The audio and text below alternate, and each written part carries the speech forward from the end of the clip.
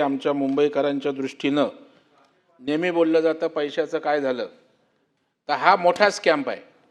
आणि सभापती महोदय, उत्तरामध्ये सन्माननीय मंत्र्यांनी जे सांगितलं की वेगवेगळ्या वेळेला वेगवेगळे GR निघालेत, नियम ओव्हररूल केलेत, ज्या सिस्टीम जी प्रक्रिया असते त्या प्रक्रियेचीच ऐशी तशी केले। तुम्ही मला सांगा, HPCC ची मान्यता घ्यावी लागते, घेतले का HPCC ची मान्यता? झाले तर मला सांगा।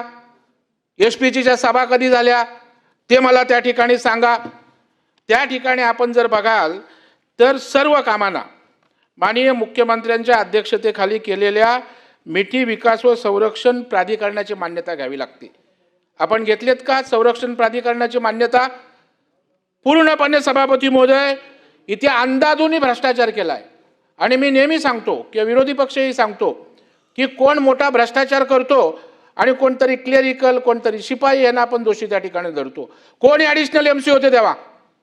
ॲडिशनल MC BMCचे मोठे अधिकारी आणि या कॉन्ट्रॅक्टरचं साठलोट आहे सभापती महोदय।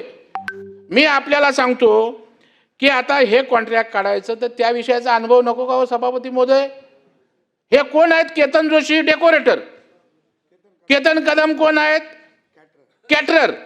कॅटरिंगचा धंदा करणारा गाळ काढायला गेला, डेकोरेशनचा धंदा करणारा गाळीचं कॉन्ट्रॅक्ट मिठी निधीच्या प्रकल्पाचं।